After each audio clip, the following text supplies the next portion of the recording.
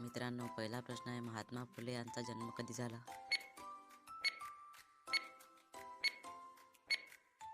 उत्तर आहे option number बी 1827. महात्मा फुले यांचा जन्म 1827 रोजी झाला. प्रश्न दुसरा आहे, महात्मा फुले यांच्या वडिलांचे नाव काय होते? उत्तर आहे option number C Govindrao. Mahatma Phule यांच्या वडिलांचे नाव गोविंदराव असे होते. प्रश्न तिसरा आहे, महात्मा फुले यांच्या आईचे नाव काय होते? उत्तर आहे option number D Chimnabai. Mahatma Phule यांच्या आईचे नाव चिमणाबाई असे होते.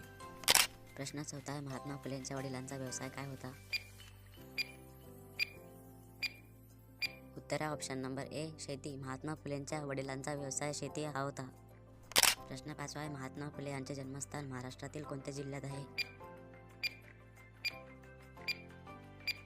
उत्तर आहे ऑप्शन नंबर डी पुणे.